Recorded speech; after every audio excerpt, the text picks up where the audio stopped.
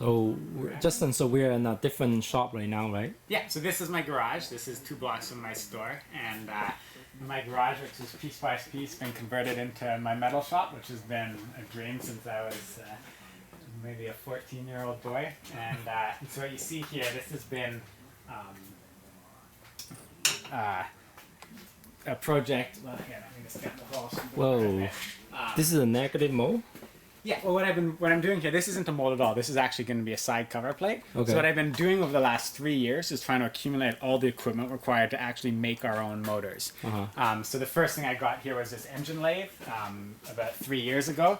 And then this is back when I still had access to UBC, so I was able to put a whole bunch of indexing heads on there. So I have this so that I can make it, rotate it, and index, and then drill out and make 36 holes for the spokes on a flange, or the spoke holes on a flange. Right. If I'm making my own hubs or making my own motors, and you need to have regular bolt patterns. But I kind of ran into a limitation using the lathe when it came to making motor parts. And you can see this was the sort of one of the most recent efforts. So what I was trying to do here is basically manufacture. This here is the side cover from the 9-continent hub motor. And the 9-continent front motors don't fit a disc brake. That's one of the big weaknesses that they have. Crystalite has a front disc with their 5300 series, but it's really big and heavy.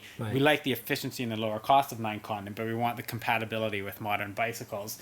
And so I took apart the 9-continents, made measurements of everything, and realized that there's actually space to fit a disc on the 9-continent motor, but you have to make the side covers thinner. And if you look at it, this side cover that I have machined myself, it's about 4 or 5 millimeters thinner. You do that on both sides, you get 8 millimeters. And then if you shift the whole thing over, then you have space to fit the disc on there and also to have the caliper clearance. Yeah. I know exactly what you're talking about because we were actually doing the similar thing. Yeah.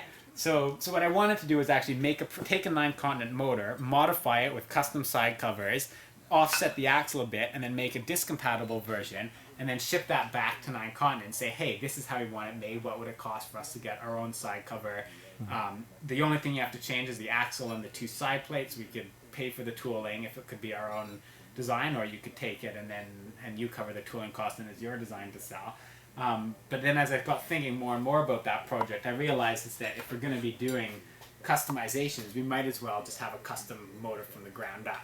And the 9-continent motor, it's sort of a mass-produced motor standard that dozens of companies make. This is the actual windings in this particular diameter with this number of poles and turns. There's dozens of companies in China that make it. So I took that as my